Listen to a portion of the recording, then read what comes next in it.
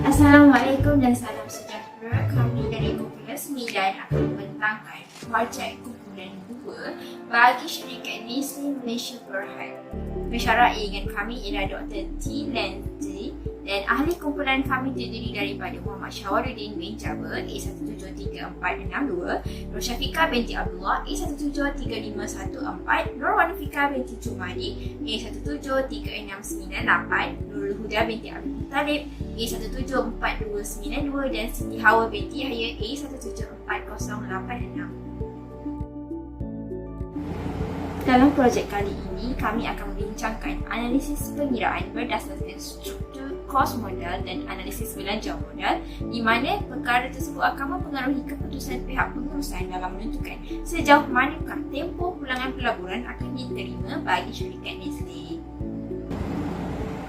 Sedikit coretan latar belakang bagi syarikat yang telah kami pilih, iaitu nama perniagaan syarikat ini dipanggil Nestle Malaysia Berhad. Nestle berasal dari industri perprosesan makanan yang terdiri daripada segmen makanan dan minuman dan lain-lain, termasuklah nutrisi dan Nestle Professional. Pengasas Nestle iaitu Henry Nestle atau lebih dikenali sebagai Henry Nestle, dan pada masa kini kepimpinan Nestle pada tahun 2022 diketuai oleh Joan Arenas. Struktur modal bagi Nestle Berhad terdiri daripada liability dan equity holding, di mana di bawah liability terdapat peruntukan bagi pinjaman, manfaat pekerja, liability cukai tertuda dan juga liability pajakan. Manakala di bawah equity pemilik pula terdapat peruntukan untuk modal saham, pendapatan tertahan dan juga reserve. Analisis pengiraan bagi mendapatkan struktur modal liability dikira dengan membahagikan jumlah liability dan juga jumlah struktur modal. Hasilnya, struktur liability yang diperolehi ialah 46.66%. Kemudian, kos hutang ialah dengan membahagikan jumlah belanja faedah dan juga jumlah hutang. Jadi, hasilnya kos hutang ialah 7.28%. Seterusnya, bagi analisis pengiraan struktur modal equity, di mana ianya dikira dengan membahagikan jumlah equity dengan jumlah equity dan liability, iaitu 557,136,000 dibahagikan dengan 1,044,542,000, iaitu bersamaan dengan 55.34%. Pengiraan kos equity dikira berdasarkan modal permodelan dividen DCF, iaitu dengan menggunakan formula harga dividen D1 92 sen dibahagikan dengan harga jualan dividen PO RM138.90 dan ditambah dengan pertumbuhan dividen gross sebanyak 15% yang akan menghasilkan sebanyak 15.66% kos equity. Oleh itu, kita dapati bahawa kos modal purata wajaran WACC bagi Nestle Malaysia Berhad dapat dikira dengan mendarabkan struktur modal hutang WD 46.66% dengan kos hutang selepas cukai sebanyak 5.53% dan ditambah dengan struktur modal equity sebanyak 53.34% dan didarabkan dengan kos modal sebanyak 15.66% dan hasilnya kita dapati bahawa WACC bagi firma adalah sebanyak 10.93%. Bagi perbincangan analisis kos modal ini merupakan suatu bentuk kadar pulangan minimum yang perlu diperolehi oleh sebuah perniagaan sebelum penjanaan nilai. Ini bermakna sebelum firma dapat menghasilkan keuntungan, mereka mestilah sekurang-kurangnya dapat menjana pendapatan yang mencukupi untuk menampung kos modal yang digunakan bagi membiayai operasi firma. Dalam kos modal ini, ianya terdiri daripada kedua-dua kos hutang dan kos equity yang digunakan untuk membiayai perniagaan. Perkara ini termasuklah projek dalam pembelian peralatan baru, membina bangunan loji baru atau menyediakan kemudahan fasiliti. Tambahan lagi, dalam penentuan kos modal ini, ianya menunjukkan keperluan bagi sesebuah organisasi untuk menganggarkan risiko keusahawanan serta menganalisis komponen yang akan membentuk modal kepada perniagaan termasuklah terbitan saham atau hutang. Berdasarkan akhbar dalam talian harian Metro, Nestle Malaysia Berhad telah melabur sebanyak RM150 juta untuk menubuhkan sebuah fasiliti baharu, iaitu pusat pengeluaran makanan berasaskan tumbuhan yang pertama di ASEAN yang dibangunkan di Shah Alam, Selangor. Dari kenyataan akhbar tersebut, kami dapati bahawa amalan penting bagi syarikat Nestle untuk mengira semula kos modal purata wajaran, iaitu WACC serta kadar pulangan mereka bagi memastikan keputusan syarikat berkenaan projek tersebut dapat memenuhi kos minimum modal yang terlibat. Oleh itu, dalam senario ini, kami boleh bersetuju bahawa WACC syarikat Nestle mestilah dikira pada kadar pulangan minimum supaya syarikat dapat memenuhi jangkaan mereka terhadap projek pelaburan ini. Selamat petang, saya akan menerangkan bahagian perbincangan kos modal syarikat Nestle Berhad. Dalam tajuk kos modal, terdapat kos modal purata wajaran, iaitu purata wajaran kos komponen hutang, saham keutamaan dan ekuiti. Setelah membuat pengiraan berdasarkan laporan tadbir urus korporat dan kewangan Nestle Malaysia Berhad 2020, nilai kos modal purata wajaran adalah 10.93%.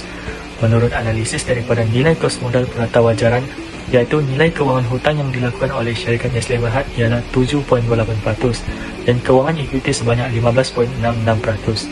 Ini bermakna modal perusahaan syarikat adalah lebih banyak dibiayai oleh kewangan ekuiti berbanding kewangan hutang. Selanjutnya, kegunaan kos modal purata wajaran, iaitu nilai WACC 10.93% merupakan jumlah minimum yang perlu dikembalikan syarikat Nestle Berhad untuk memberi kepuasan kepada pelabur.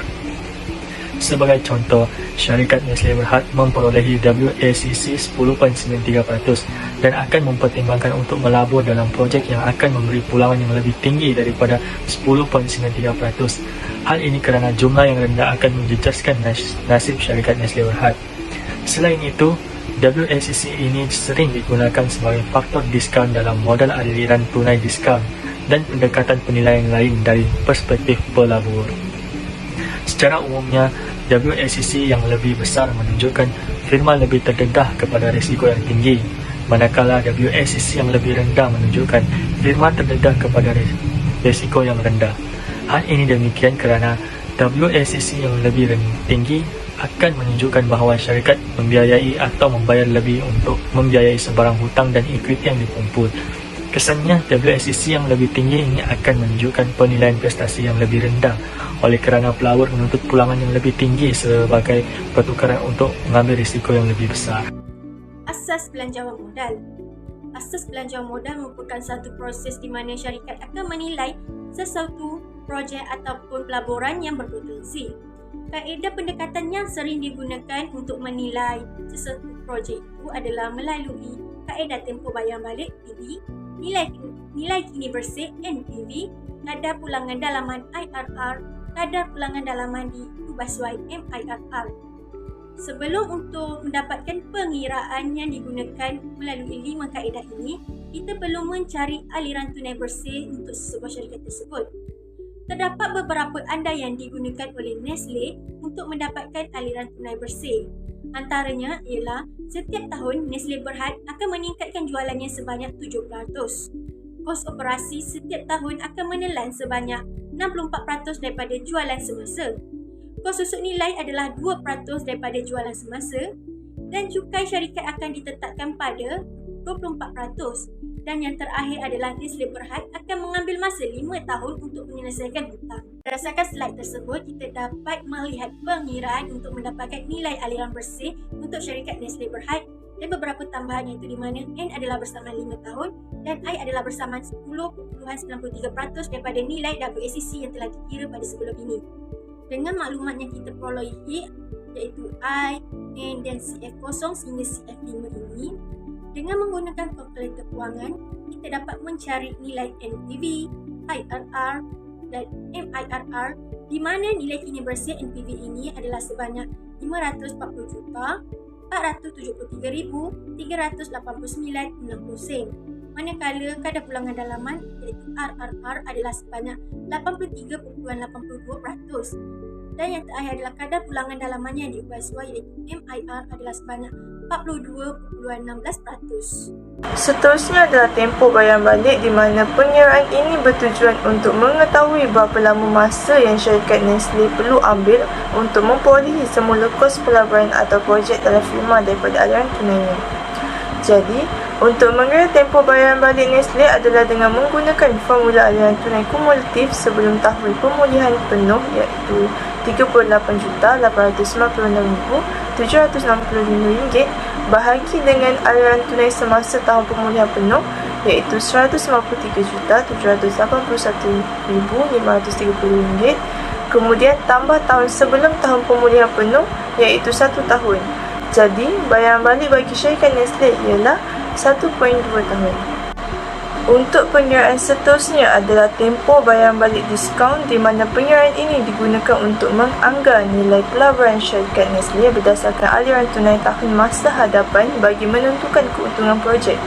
Jadi, untuk mengira tempoh bayaran balik diskaun syarikat Nestle adalah dengan menggunakan formula aliran tunai kumulatif sebelum tahun pemulihan penuh iaitu RM56,74.82 bahagi dengan aliran tunai semasa tahun pemulihan penuh iaitu RM157,475,994.26, kemudian tambah tahun sebelum tahun pemulihan penuh iaitu 1 tahun. Jadi bayaran balik diskaun bagi syarikat Nestle ialah 1.36 tahun. Selanjutnya saya akan memberi penerangan berkaitan asas belanjawan modal syarikat Nestle Berhad. Asas belanjawan modal bermaksud proses di mana syarikat menilai projek atau pelaburan utama yang berpotensi. Projek dalam pembelian peralatan baru, pembinaan bangunan dan loji atau kemudahan fasiliti adalah contoh projek yang perlu menggunakan asas belanjawan modal untuk membuat keputusan. Kaedah tempoh bayaran balik, kadar pulangan dalaman, nilai kini bersih dan kadar pulangan dalaman Yuwasui adalah pendekatan yang paling dasar untuk pemilihan projek. Penyelesaian belanjawan modal yang ideal adalah apabila mendapat hasil keputusan yang sama melalui setiap pengiraan tersebut. Namun, kadang-kadang akan terhasil keputusan yang bercanggah. Keputusan penerimaan projek dipengaruhi oleh hubungan antara projek sama ada projek tersebut bebas ataupun projek jenis saling menyingkirkan. Berikut adalah kaedah yang digunakan dalam asas belanjawan modal. Untuk kaedah yang pertama iaitu pendekatan nilai kini bersih NPV adalah kaedah mendiskaunkan aliran tunai selepas cukai. Penerimaan projek bagi projek jenis bebas adalah nilai NPV perlu lebih tinggi daripada kosong, manakala projek jenis saling menyingkirkan perlulah NPV yang tertinggi. Berdasarkan pengiraan di atas, nilai kini bersih projek syarikat Nestle Berhad adalah sebanyak RM540,473,389 Selain itu ialah kadar pulangan dalaman IRR adalah kadar diskaun yang menjadikan nilai kini bersih NPV projek sifat. Dalam arti kata lain, ia adalah kadar pulangan tahunan kompon yang dijangka diperolehi ke atas projek. Penerimaan projek berdasarkan projek jenis bebas adalah kadar pulangan dalaman perlulah lebih tinggi daripada kos modal purata wajaran, manakala projek jenis saling menyingkirkan perlulah memilih kadar pulangan dalaman yang tertinggi. Pelaburan awal syarikat Nestle Berhad sebanyak RM220 juta mempunyai nilai kadar pulangan dalaman 83.82%. Yang ketiga iaitu kaedah kadar pulangan dalaman yang diubahsuai adalah pengubahsuaian formula kadar pulangan dalaman IRR untuk menyelesaikan beberapa isu yang berkaitan.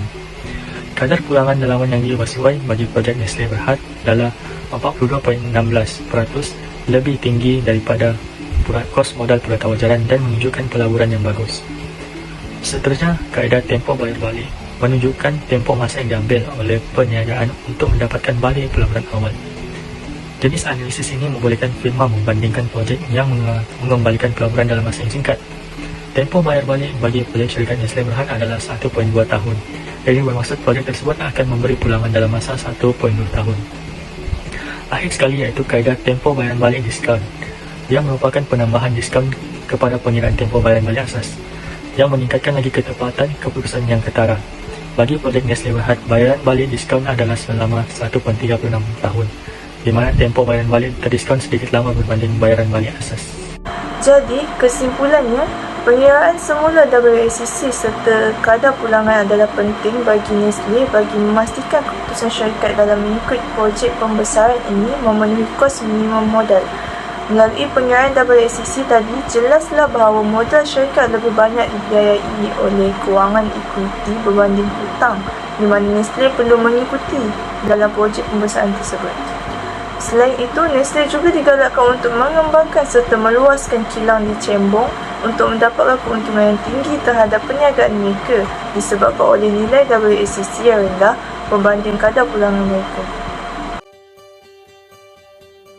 Nestle is the world's largest food and beverage manufacturer and a leader in nutrition, health and wellness. Kembali. Nestle Malaysia membangunkan semula kilang di Cembong yang menjadi tapak pembuatan Milo dan pusat kecemerlangan terbesar di dunia. Ketua Pegawai Eksekutif Nestle Malaysia Berhad, Juan Arnold. Nestle percaya terdapat peluang ekonomi yang luas di Malaysia. Oleh itu mereka melabur secara berterusan untuk mengembangkan perniagaan selama lebih 100 tahun di negara ini.